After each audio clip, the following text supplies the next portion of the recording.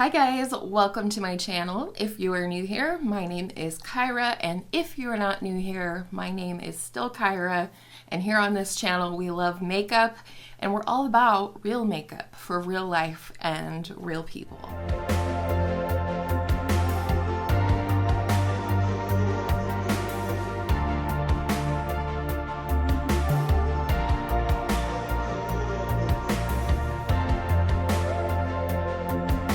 If you are new here, I am a project panner. I've been a project panner on and off over the duration of my channel, which is about 4 years now. But I did take about an entire year off from project panning. I felt really burnt out. It just didn't feel fun anymore. I felt like I was neglecting the rest of my collection for the sake of project panning products that I didn't always even like, let alone love. But this year in 2021, I have grown to really enjoy project panning, and I want this to be the case for everyone. I don't like project panning when I'm not having any fun, and I think it can be very, very frustrating to continually use products that you don't like or that you just want to move out of your collection while sacrificing the fun and usage of other products that you do like in your collection. So today I just wanted to share with you 5 things that I personally have learned from project panning this year. Some of these may or may not be groundbreaking to you if you yourself are a project panner or have been project panning for some time, but I hope that you guys will find it helpful or entertaining in some way. And if you do, you could go ahead and give this video a thumbs up while you're watching, and hopefully subscribe at the end if you enjoy what you see. Anybody else, as the weather gets cold, like up their coffee intake quite a bit? That's me. I'm drinking my 3rd cup of coffee this morning and loving every sip. So number 1 is a takeaway that, like I said, it may or may not be groundbreaking to an avid project panner, but for me, this is a mistake that I made in the past, and that is not panning the products that I love.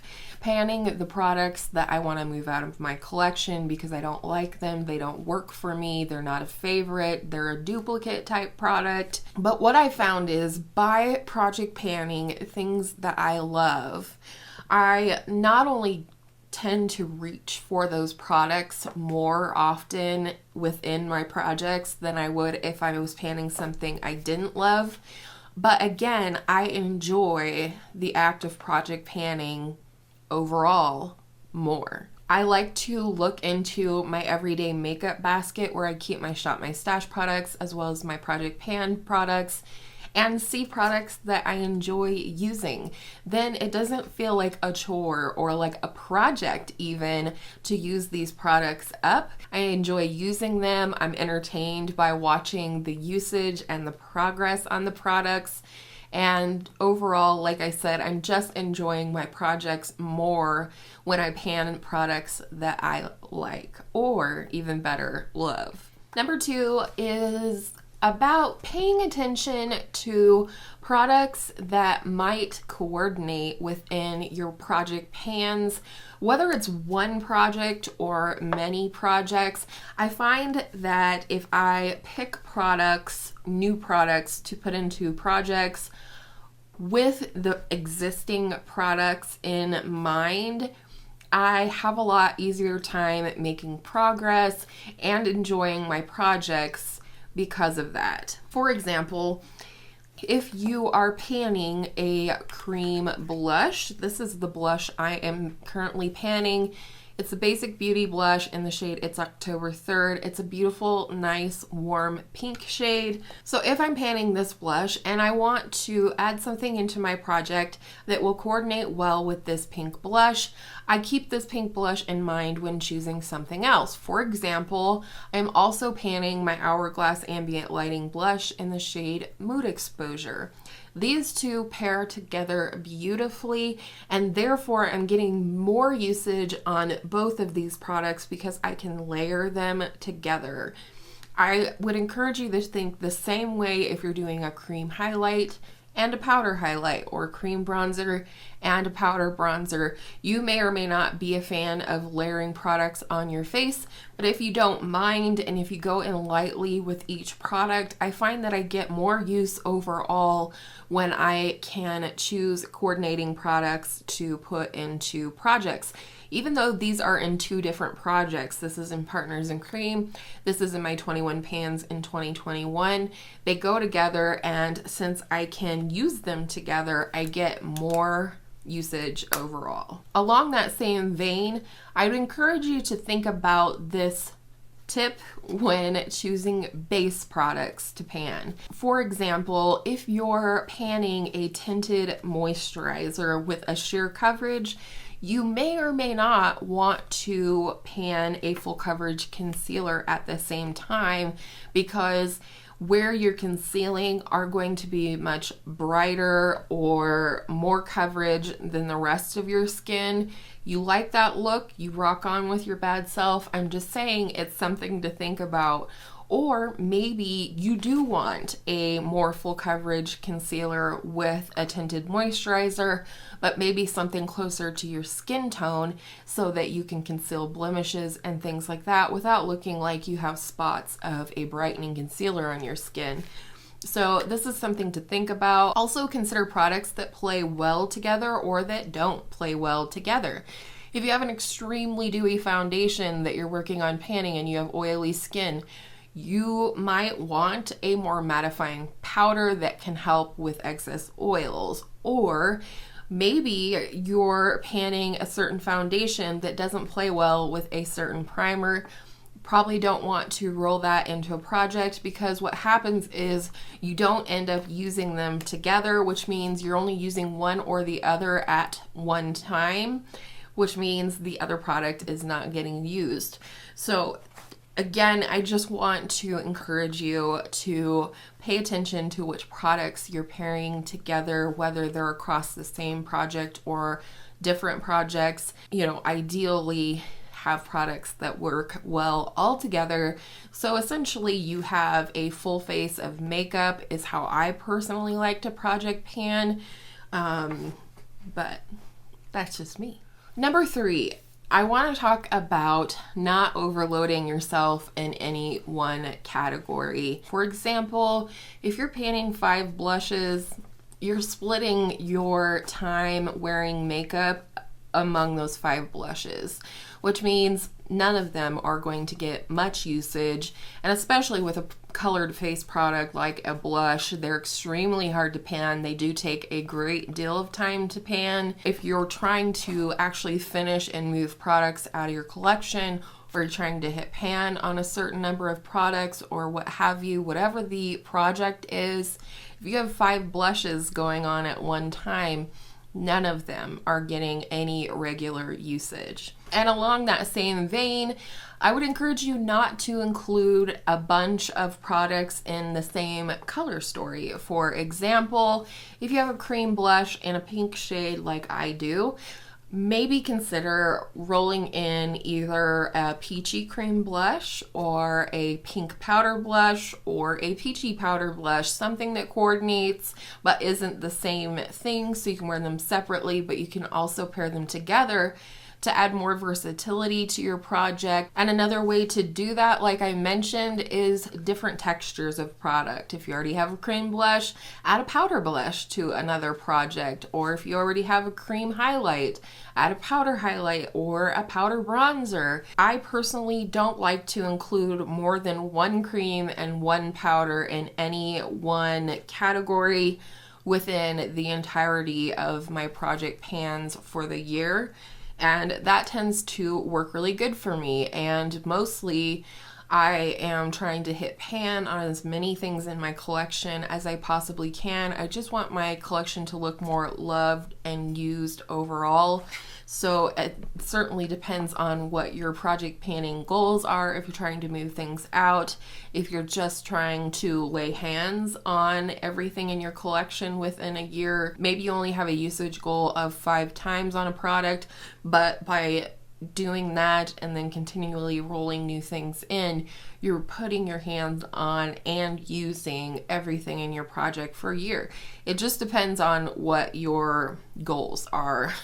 Hopefully I'm just not talking in circles. And then one more kind of bonus thought along all of the things that I've already talked about is if you do insist on panning something that is not your favorite, maybe consider also adding to a product that you love that might help you to like the product that you don't love a little bit better, or at least move through the product. Again, I give the same idea with the same two blushes. This one, not my favorite, but it was small. I felt like it was something that I could move through rather quickly. Obviously, I was lying to myself, but this is not a favorite, and I have a color pop between the sheets, two of them, one with pan and one brand new, and so I just kind of wanted to move this out. It's too similar.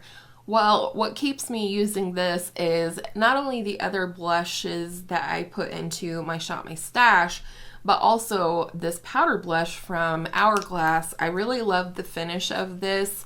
It's a little light for my skin tone, especially during the warmer months or coming out of the warmer months. And so I can put this on as a base and layer this over top. I prefer the finish of this. It gives a little glow to the skin, and it helps me to continue using this product. Number 4 is to multi-purpose products for more versatility and more progress. I think a lot of people talk about multi-purposing your products to get through them quicker, but the reality of it is that, again, if you are panning 3 blushes, let's say, and you're doing what I'm doing currently, which is to use a lipstick as a cream blush, the blushes aren't getting used while you're using this as a blush. However, I do think that's okay if you're okay with it. What are your goals? I would really like to move this lipstick out. I've had it for years now, and I don't want it to go bad on me because it's a lipstick that I love. Meanwhile, if I'm panning a powder blush or my basic beauty blush, which I don't love, I can either layer this with basic beauty blush or my powder blush, or just accept that I'm going to use this up quicker than I'm going to use or meet goals on my blush, if that makes sense. So I do like to multi-purpose products, and there's definitely a lot of ways that you can do that.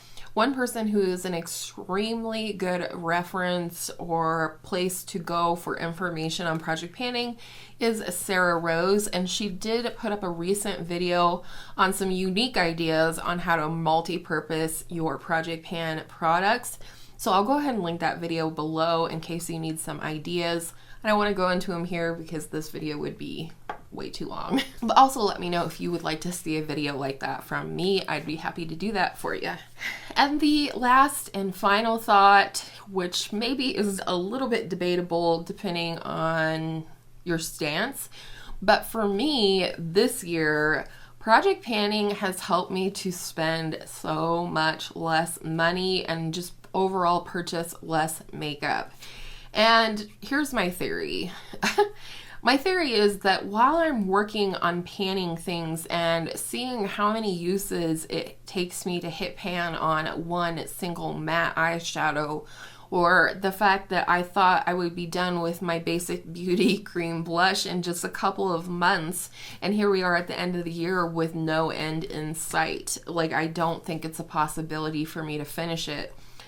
So I think with all of that in mind, when I look at products on the Ulta or Sephora website or Target or wherever, I see a product like a lipstick, for example, and I'm thinking that I've been panning this mini MAC lipstick for this entire year almost, and I still have like half of what I started with, essentially. So because of that, I think, well, I already have this MAC one, or I already have this that's similar, and I realized that it actually is with some urgency that I work with my collection of existing makeup in my collection, because things are going bad. There's a couple of things that I've had to throw away this year or recycle as a result of expiration. And so overall, it has really helped me to buy less makeup this year, specifically eyeshadow. I'll definitely touch on this in some future videos toward the end of the year, but I will say that the Huda Beauty Rose Quartz palette was my 12th palette for the year, and some people may think that that's quite a lot, but I have over 80 eyeshadow palettes, and I've been on YouTube for about 4 years. So if you do the math, I have purchased a lot more than 12 palettes per year in years past, especially considering I have decluttered a fair amount of palettes to friends and family, palettes that just weren't getting their due diligence from me. I'm just putting that out there. If you do have trouble with spending on makeup or just buying too much, more than you can realistically use, then maybe consider project panning, because it's very eye-opening on just how long it takes to finish things up. Things like knowing that I have like 50 some blushes and I've yet to finish one this year. I've only hit pan, like tiny baby pinprick pan, and one other blush this year. I do think I'll hit pan on my Hourglass blush this year, but the reality is I have more than I can use. So I plan on looking at the numbers at the end of the year once I've done my collection series, which is also going to be my final declutter of the year. I really want to look realistically at the categories within my collection and see how many blushes a month do I need to pull out and put hands on in order to touch every blush in my collection in a year. Things like that. The brain is like moving up there. So let me know if you guys want more videos like this in the future, because I find it really interesting. I had a totally different attitude about project panning in the past. It really was, for me, about moving products out of my collection that either didn't work for me or that I didn't like. And ultimately now, when that's the case, I do my due diligence. I do try and figure out if there's a way I can make things work for me. But if I can't, I'm not going to hate pan them, and I'm not going to force myself to use something that's not meant for me. But ultimately, I have come to love project panning this year. I'm planning some fun and big things for next year, so stay tuned for that. I'm also going to be making some changes to my Shop My Stash series that I think is going to help me rotate through my collection even better. So again, stay tuned for 2022. I'm really excited for all the things on my channel, and I hope you will be too. And I hope all of your makeup days are absolutely beautiful makeup days, and I'll see you in my next video soon.